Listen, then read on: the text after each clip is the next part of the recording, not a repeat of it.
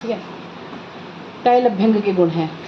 इसमें सबसे पहला गुण आता है कि तैल अभ्यंग से जरा, श्रम, वात, हा ये बताया है। तो जरा मतलब आप क्या समझते हैं? यहाँ तो मीनिंग में बुढ़ापा लिखा हुआ है। बुढ़ापा मतलब क्या है? ओल्ड एज, या जैसे कि बस इतना ही नहीं, उसमें तो बुढ़ापा यहाँ जरा का अर्थ होता है, कई तरीके की जरा होती है। एक तो कॉमन जो स्वाभाविक आती है जरा, जैसे कि आचार्य चरक ने बताया 60 के बाद में जब डिजनरेशन होने लगता है किसका, धातुओं का, धातु क्षय जब होने लगता है वो एक स्वाभाविक जरा अवस्था है। एक जरा और आती है जिसमें तुम लोग भी हो, स्टूडेंट सारे। हाँ, और एक में जरा मेंटली जरा होती है वो, मतलब कोई क्वेश्चन नहीं पूछना है, कुछ आप लोगों को डाउट्स भी नहीं आते हैं, एकदम जरा अवस्था। Loss of interest, loss of interest भी है वो, लेकिन वो हमारी तरीके से वो जरा ही है वो, ठीक है। क्योंकि मध्यमावस्था में पित्त हाई लेवल पे होना चाहिए, और पित्त के हाई लेवल में बताया हुआ मतलब पित्त की प्रकृति के लोगों को क्या होता है, मेधावी होते हैं, चीज़ों को एनालाइज करने की ज़रूरत होती है। वो तो होता नहीं है, आप लोग जो कहते हैं मगर कर लेते हैं। और हम जो लोग एज के पहले बूढ़े दिखने लगते हैं, वही तो मैं बता रही हूँ ना, मध्यमावस्था में जरा आ जाना। फिर एक आती है बाल्यावस्था में ही जरा के लक्षण आने लगना। जरा के लक्षण कैसे? जरा की व्याधियाँ आने लगती हैं, वात प्रकृति बढ़ने लगती है, वात उनमें ज़्यादा बढ़ने लगेगा, वो डिजीज्ड कंडीशन होती है, ठीक है। तो किसी भी अवस्था में जरा को आने से रोकेगा कब? जब ये अभ्यंग आप नित्य प्रतिदिन करते रहेंगे तब, ठीक है। लेकिन ऑयली होता है, कौन करे, है ना। हाँ, वो दिखने लगेगा, कपड़े गंदे हो जाते हैं, है ना। श्रम श्रम मतलब यहाँ पे क्या है? थकान, मतलब चलते वक्त जो एक थकान आती है, तो सबकी अपनी कैपेसिटी के अकॉर्डिंग चलते हैं ना, शक्ति के अनुसार। लेकिन यहाँ पे अभ्यंग करने के बाद में वो श्रम जो बताया हुआ है वो भी कम होता है, बहुत ज़्यादा फिजिकल वर्क भी आप आसानी से कर ले जाएंगे। वात, हा, वायु भी नष्ट होती है। वायु पूरी नष्ट नहीं होने वाली है, बढ़ी हुई वायु यहाँ नष्ट होगी, जो बॉडी में वृद्ध वायु होगी बस वही नष्ट होगी, उसके अलावा नहीं। पूरी वायु नष्ट कर दोगे तो क्या होगा? बॉडी से पूरी वायु नष्ट हुई तो सबसे पहला तो प्राण वायु वही चली गई, तो आपको हम डेड घोषित कर देंगे, ठीक है। वायु, वातहा जो बोला गया हुआ है, वृद्ध वायु मतलब जो बड़े अमाउंट में वायु होती है उसको अभ्यंग कम करेगा। कैसे? वायु का एक गुण होता है सबसे बढ़िया वाला, रुक्ष, और उसके अपोजिट स्निग्ध। स्निग्ध उसके अपोजिट आएगा, तो अभ्यंग क्या कर रहा है? उसके रुक्ष गुण को कम कर देगा, ठीक है। नेक्स्ट देखिए, दृष्टि प्रसादन।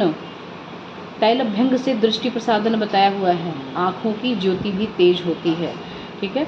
और क्या बताया हुआ है?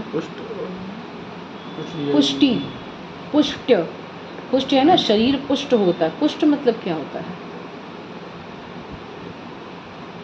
शरीर की पुष्टि होना, पुष्ट हो जाता। नरिष्ट, जो प्रॉपर अमाउंट में आपकी धातुएं साम्यावस्था में आने के बाद जो वर्क करनी चाहिए उसके अकॉर्डिंग वो पुष्ट हुई रहती हैं, नरिश्ड रहती हैं, ठीक है। आयु बढ़ती है, डेफिनेटली जब इतना सब कुछ हो जाएगा तो आयु बढ़ेगी ही, क्योंकि अब डिजीज़ नहीं रह गई ना। वायु को आपने स्टार्टिंग लेवल से ही कम किया हुआ है, जरा ख़त्म हो गया, ठीक है। जो जल्दी आने वाली जरा थी वो बाद में आएगी, स्वाभाविक रूप से वो आनी ही है, पर अर्ली एज में नहीं आएगी या अर्ली कंडीशन में नहीं आएगी। श्रम को कम कर दिया, वात को कम कर दिया जो बढ़ी हुई है, तो डेफिनेटली वही होना है कि आपकी आयु बढ़ जाएगी। आयु बढ़ जाएगी मतलब जितने स्पैन लेके आए हो लाइफ स्पैन, उतने में नहीं, उतने में ही जीना है, लेकिन वो स्वस्थ होकर जिएंगे तो अपने आप को लगता है कि अच्छी आयु जा रही है, ठीक है। नींद अच्छे तरीके से आती है ना, अभ्यंग करने के बाद नहीं। लेकिन वो दिवस, ये सुबह करने के लिए बोला हुआ है, उसी वक्त नहीं सोना है, मतलब रात की नींद अच्छी आएगी, ये सुबह का दिनचर्या है। अभ्यंग करने के तत्पश्चात सोना नहीं है, ये इसके लिए नहीं है। ये सब अभ्यंग सुबह में करना, ये मॉर्निंग का है। अभी स्नान भी आगे आएगा, अभी तो आपने तांबूल चर्वण करने के बाद में जस्ट अभ्यंग स्टार्ट कर दिया, ये तो मॉर्निंग दिनचर्या चल रही है भैया। रात की निद्रा आपको रात्रि में लेनी है ना। तो दिन में अभ्यंग करने से मतलब मॉर्निंग टाइम पे अभ्यंग कर लेने से रात की निद्रा अच्छी आएगी, नींद भली प्रकार आनी है। त्वचा निर्मल होती है। डेफिनेटली अभ्यंग करके देख लो, 3-4 दिन 1 हफ्ते अच्छे से कर लो, अपने आप को बॉडी लोशन करने की ज़रूरत नहीं होगी, ठीक है। और झुर्रियाँ रहित हो जाती हैं, त्वक दाढ़्यकृत होगा। क्या बताया है? सुत्वक। श्लोक देखो, सुत्वक, सु मतलब सुंदर त्वक होगा। और अगर झुर्रियाँ रहती हैं तो सुंदर होगा क्या? नहीं। लगेगा? नहीं लगेगा। झुर्रियाँ रहित होंगी, त्वचा एकदम निर्मल सॉफ्ट, जो लस्टरनेस होती है स्किन की, वो आती है अभ्यंग करने के बाद में, ठीक है। और शरीर भी दृढ़ होता है, मतलब स्टाउटनेस होती है, ठीक है। एक होते इंसान मोटे होते हैं, तुमने देखा होगा, थुल जैसे सुमो पहलवान होते हैं, चलते हैं इधर से मसल से इधर से मसल से, they are also fatty, but उनको फैटी कहा जाएगा। और एक होते हैं जैसे गणपति जी होते हैं, पेट भले लंबोदर हैं, पेट भले निकला हुआ, लेकिन वो थुलथुल बाल गणेश जैसे नहीं है, मतलब थुलथुलापन नहीं है उनमें, मतलब वो जब चलते हैं स्टाउटनेस, तो ये सब नहीं हिलता है नहीं है। मतलब जैसे कफ प्रकृति के लोग हुए या जो मेदस्वी लोग होते हैं, उनका मेद एकदम गठा हुआ होता है, मतलब वो मसल्स जो हैं बोन से बिल्कुल चिपकी हुई रहेंगी और चिपक के वो स्टाउट बनाती हैं, बॉडी को दृढ़ बनाएंगी, शरीर को। अभ्यंग करने से वो होता है, ठीक है। मसल में टोनिंग आती है, जिसके लिए आप लोग जिम जाते हैं, है ना। समझ में आया? तैल अभ्यंग। हाँ। नेक्स्ट देखिए श्लोक नंबर 9 का पहला वाला लाइन, शिरः श्रवणपादेषु तम विशेषेण शीलयेत। अभ्यंग को पहले सिर, कान और पैरों में विशेष करके बरतना है, मतलब इन जगहों पे विशेष करके लगाना है। सिर पे तेल कोई नहीं रखता मॉर्निंग में, है ना, जुल्फे नहीं दिखेंगी, कॉलेज कैसे जाएंगे, वहाँ पे बहुत ऑड सा फील होगा, चप्पू चप्पू लोग कहेंगे, है ना। लेकिन आपके आयुर्वेद में ये बताया जाता है और आपके शास्त्र ये कहता है कि शिर सबसे पहला उन्होंने अंग ही यही बताया है, उत्तम अंग में शिर, कान और पैर में विशेष करके बताया गया हुआ है कि आपको तेल लगाना है। अब मुझे ये बताइए कि ये तीनों स्थान क्यों बताए हैं? ये सब ऊर्ध्वजत्वगत हैं तीनों। पैर भी तुम्हारे ऊर्ध्वजत्रुगत कब से आ गए भाई? सॉरी है तुम्हारे क्लेविकल के ऊपर पैर जुड़े हुए हैं? नहीं। फिर चलिए 2 को मान लिया हमने उत्तम अंग हैं, बाकी क्यों बताए गए हुए हैं? यही 3 जगह क्यों बताइए भाई? जैसे कि अगर सिर पे लगाते हैं तो कह देंगे कि ये जो सूचर्स नहीं होते हैं, तो बचपन में ही तुमने बंद कर लिए, उसकी टेंशन नहीं है उसके लिए नहीं होंगे, इसलिए है। अच्छा मैम, ये सूचर्स जो बंद हो गए हैं, ये अभी ऑब्जर्व नहीं कर रहे हैं, ये रूट हेयर्स की जड़ में। हमें क्वेश्चन में मत उलझाओ, हमारे क्वेश्चन का पहले आंसर देंगे, फिर हम आपके क्वेश्चन का आंसर देंगे। पहले हमें ये बताइए कि सिर, कान, पैर विशेष करके ही परी अभ्यंग करने के लिए क्यों बताया गया हुआ है?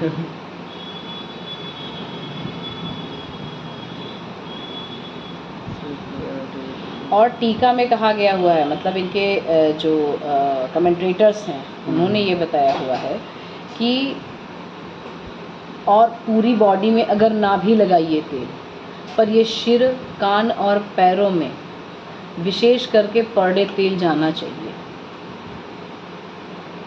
मन की रुक्षता, मन का एक स्थान सिर भी बताया हुआ है ना। हाँ, रुक्षता कान में इसलिए बताया हुआ है क्योंकि कर्ण आकाश महाभूत, जहाँ खाली जगह है।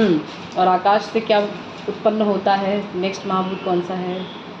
वायु।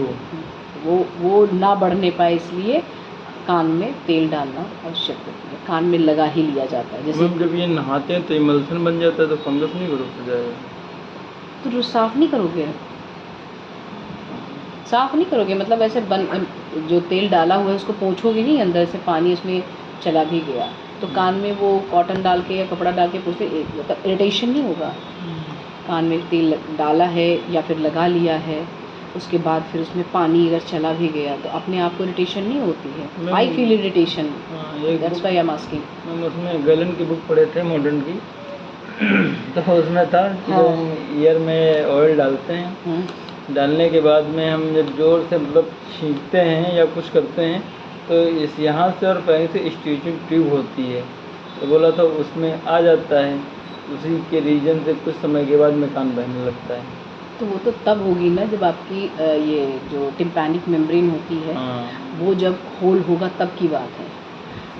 जो आप स्टिचिंग ट्यूब की बात कर रहे हैं वो कान और नाक दोनों को ज्वाइंट है, इसीलिए जब जुकाम होता है हमें तो कान भी बंद होने लगता है, नाक बंद होती है तो कान में भी थोड़ा थोड़ा इफेक्ट आता है, ठीक है, इस वजह से होता है। वैसे कान में तेल इसलिए डालते हैं, आजकल तो पीडियाट्रिशियन भी कहते हैं कि बच्चे के कान में तेल थोड़ा डाल दीजिएगा या कुछ ऑयली ऐसा कुछ डाल दीजिएगा।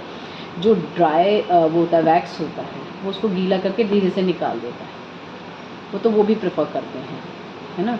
तो ये पहले तो व्याधित अवस्था की बात नहीं हो रही है, ये कोई डिजीज कंडीशन, यहाँ स्वस्थ पुरुष की बात हो रही है, इसलिए इन्होंने बताया हुआ है कान में तेल डाल सकते हैं। लेकिन आगे चल के जब आप ENT में पढ़ेंगे, मतलब जब शाला के तंत्र पढ़ते हैं तो वहाँ पे कई कंडीशन में मना भी किया गया हुआ है, ठीक है, वो व्याधित अवस्था होगी। हम यहाँ पे स्वस्थ रहने के लिए स्वस्थ पुरुष की बात कर रहे हैं कि स्वस्थ अवस्था में क्या क्या करना है, ठीक है।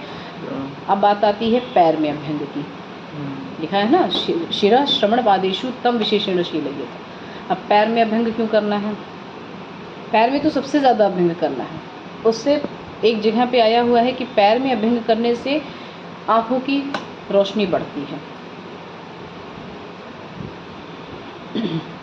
आयुर्वेद के हिसाब से, हाँ, तुम्हारे मॉडर्न के हिसाब से कोई भी वेन नहीं जुड़ी है, कोई भी नर्व नहीं जुड़ी है आइज से रिलेटेड, और ये पैर से आँखों में फिर भी ये इफ़ेक्ट देखा गया है। सर्वे स्टडी भी हो चुकी है कि पैर में कंटिन्यू अगर तेल अभ्यंग किया जाए तो आँखों की रोशनी बढ़ती है। बचपन से हमको भी पता होता, हमने आयुर्वेद पढ़ा होता तो शायद हमें भी चश्मा ना लगा होता, पर ठीक है, कोई बात नहीं, लोगों को बता तो सकते हैं। जो चीज़ें हमने नहीं की वो लोगों को बताने के लिए तो मस्टर्ड ऑयल से अपने आप ऐसे ऐसे कर सकते हैं। मस्टर्ड ऑयल कहाँ आया यहाँ पे अभी?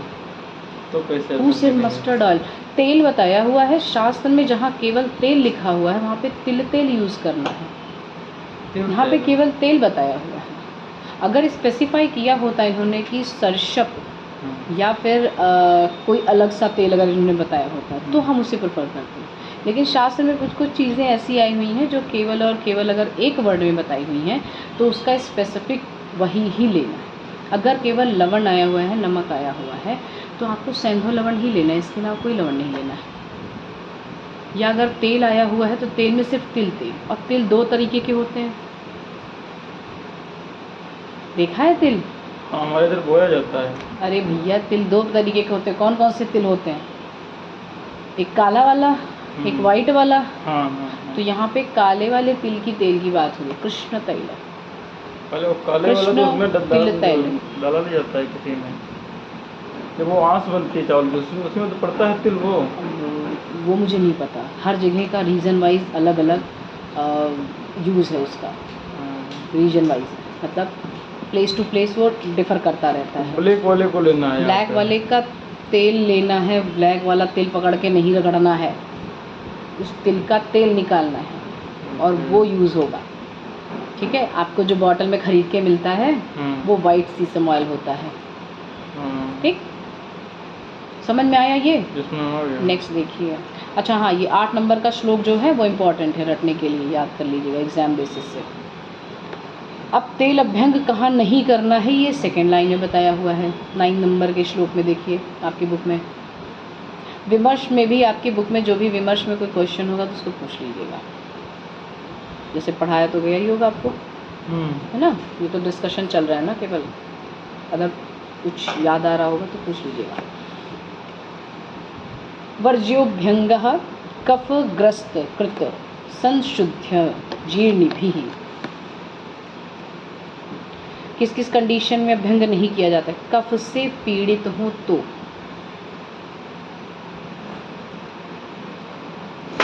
मतलब 2014 क्यों लिखा आपने? इसको बहुत रट्टा मारी है। अच्छा हमने ये वाला श्लोक ही नहीं बताया भैया, हमने 8 नंबर का श्लोक बताया इम्पोर्टेंट के लिए। तो 8 नंबर इसमें जस्ट पहले भी था आपका ये 7 है। हाँ ये 7 है, 8 यहाँ है, ये आपने इम्पोर्टेंट भी लगाया हुआ है। हाँ, पेन उठाइए, वहीं रखे रहिए अपने पास में ही, ठीक है।